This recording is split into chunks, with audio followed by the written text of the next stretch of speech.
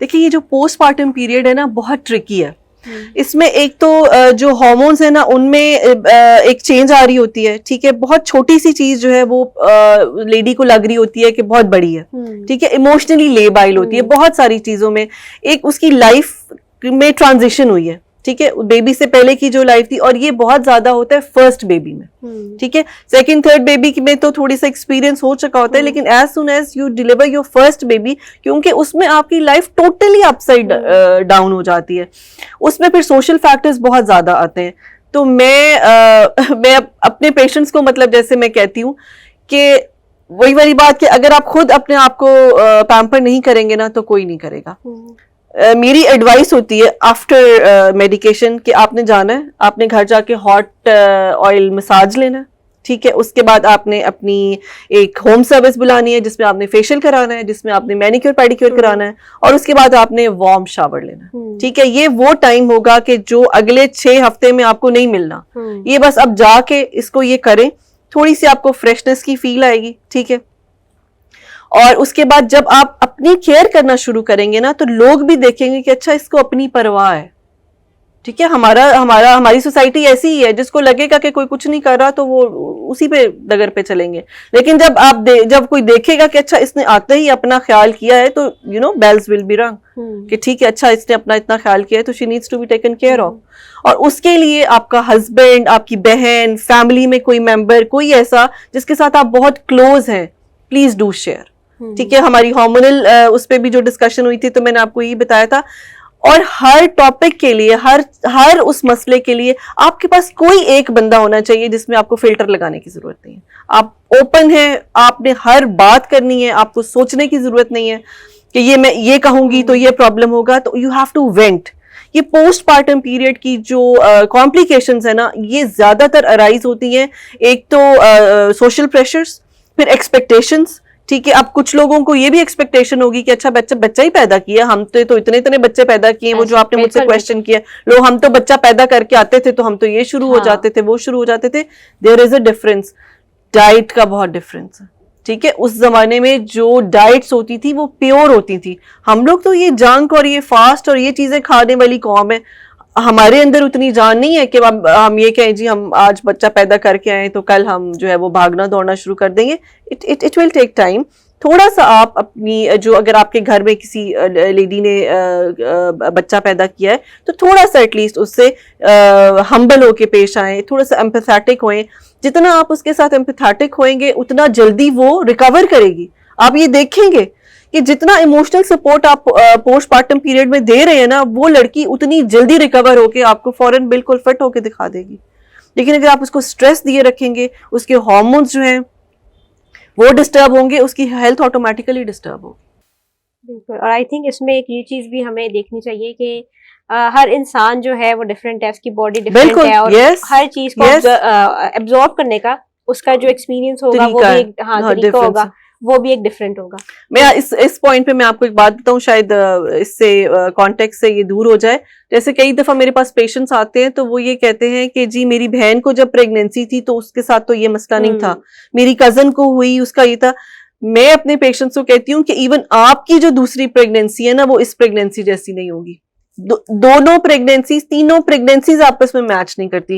Hormones her pregnancy में different तरह से बिहेव करते हैं। कभी वो इतना मिसबिहेव करते हैं कि मतलब वो लेडी खुद परेशान हो जाती है कि मतलब what am I doing, you know, मतलब उसको क्राइंग स्पेल्स आ रहे हैं या उसमें एंगर आ रहा है, फ्रस्ट्रेट हो रही है। तो इन सब चीजों को आपको इमोशनली जो है उसको स्टेबल करना है, तो उसके लिए फिर TLC चाहिए। ठीक है।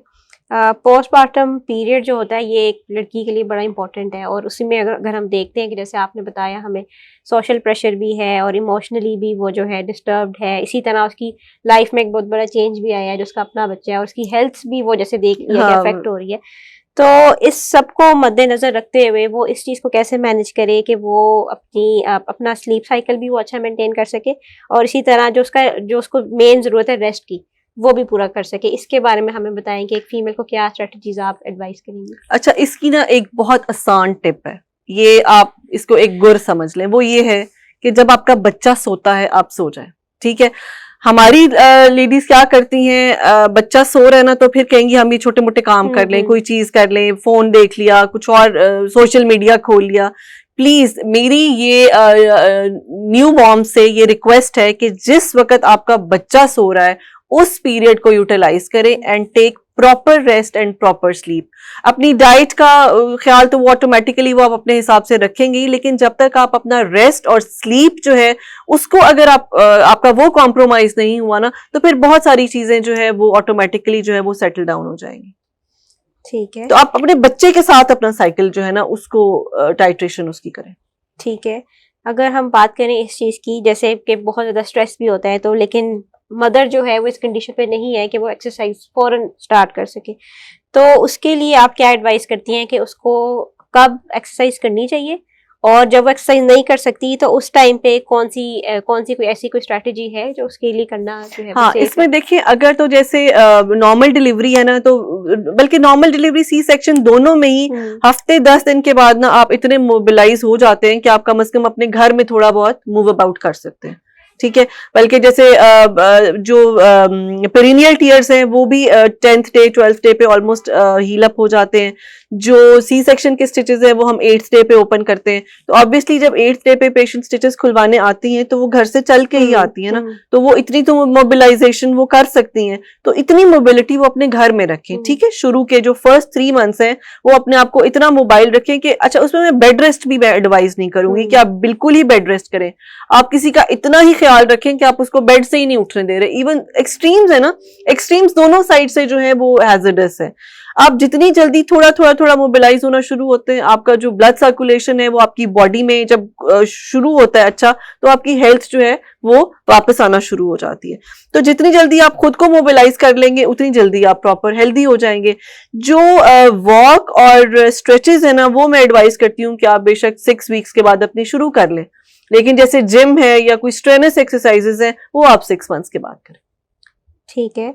डॉक्टर साहिबा, इस टाइम के दौरान जो खवातीन होती हैं उनको बहुत सारे ऐसे भी चैलेंजेस आते हैं जो ब्रेस्ट फीडिंग के रिलेटेड होते हैं, तो मैं ये चाहती हूँ कि आप इसको भी एड्रेस करें और इसके बारे में भी आप जो खवातीन है जो ब्रेस्ट फीडिंग करती हैं उनको कुछ टिप्स भी दें।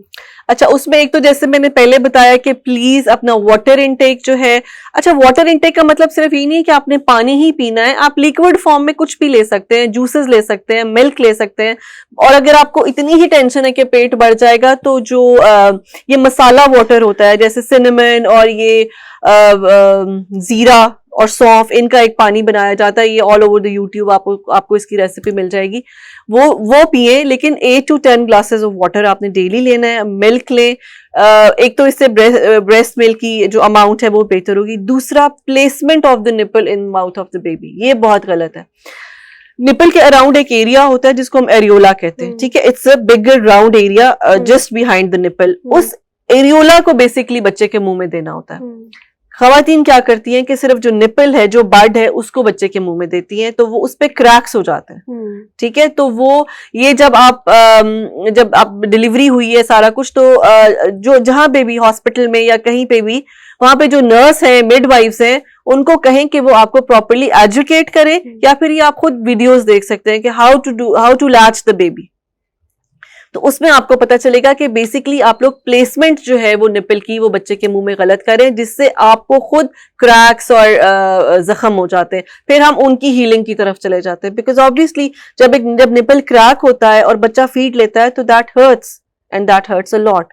फिर उस पे हम ऑइंटमेंट्स एडवाइस करते हैं, या फिर ये है कि एक और सादा सा उसका टोटका है कि जो ब्रेस्ट मिल्क है ना, अगर तो आपकी निपल क्रैक हो गया है तो आप ब्रेस्ट मिल्क ही अपने उस पे लगा लें, वो उसमें ही नेचुरल वो है हीलिंग एजेंट है उसमें, तो आपका उससे भी हील हो जाता है। अदरवाइज ऑइंटमेंट्स हैं वो फिर आपकी डॉक्टर जो है वो प्रिस्क्राइब करेगी। ठीक है, अगला सवाल जो मैं आपसे पूछना चाहती हूँ वो ये होगा कि ये जो पोस्टमार्टम का जो पीरियड होता है जिसमें अक्सर खवातीन स्ट्रेस में चली जाती हैं, ये यूजुअली कितने टाइम पीरियड का होता है, कितनी ड्यूरेशन का होता है? और इन द एंड एक बार फिर से मैं आपसे ये भी चाहूंगी कि जो कुछ ऐसी टिप्स खवातीन को दें जिसमें वो दोबारा से जो उनकी एक पहले वाली लाइफ होती है उसी तरह जो है ना वो उसमें वापस आ सके। अच्छा, ये पोस्टमार्टम तो जैसे हम ऑलरेडी डिस्कस कर चुके हैं कि 6 वीक्स to 12 वीक्स तक है। ठीक है, इसमें अच्छा एक और चीज, ये तो आप एक्सपेक्ट नहीं कर सकते कि आपकी जो बॉडी फिजिक, आपकी जो बॉडी स्टेट है ना, that will come into your pre pregnancy state. ठीक है, थोड़े बहुत चेंजेस तो उसमें होते हैं। हाँ, अगर आप अपने आप को बहुत ज्यादा भी मेंटेन करते हैं तो pregnancy has its toll on the body. ठीक है, लेकिन ये है कि आप अपनी हैबिट्स को हेल्दी रखिए, अपना फूड जो है उसको हेल्दी रखें, डाइट, बैलेंस डाइट लें, और अपनी रूटीन में अपनी स्लीप जो है वो ठीक रखें, अपनी एक्सरसाइज करें, और हर्बल टीज जो है वो बहुत अच्छा रोल प्ले करती हैं आपकी जो फैट है उसकी फैट बर्निंग में। और स्पेसिफिकली जो 2-3 चीजों से मैं मना करूंगी वो है, एक तो ये सोडा ड्रिंक्स, जो कार्बोनेटेड ड्रिंक्स, हमारी सॉफ्ट ड्रिंक्स हैं। दूसरा ये टेट्रापैक जूसेस, ये जो है ना, they are the powerhouse of sugar.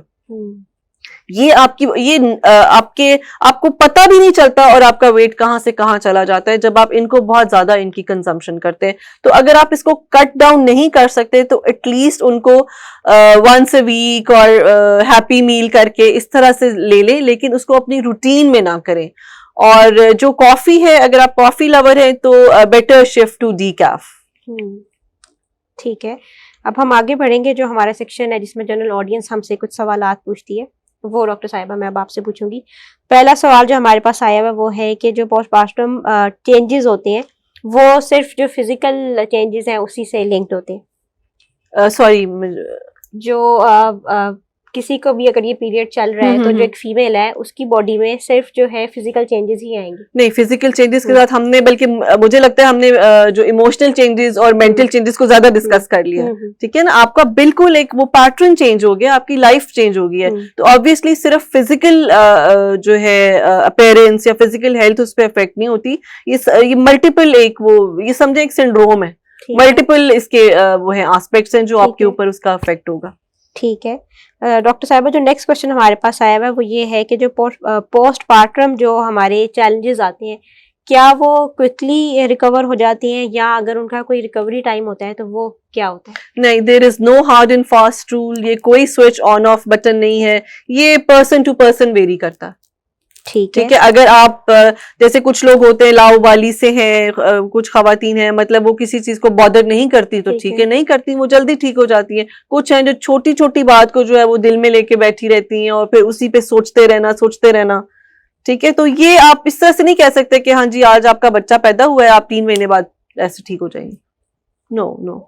ठीक है, एक और सवाल जो हमारे पास आया हुआ वो है कि जो पोस्टपार्टम केयर होती है वो सोली जो है उसका ताल्लुक सिर्फ बेबी की केयर से है?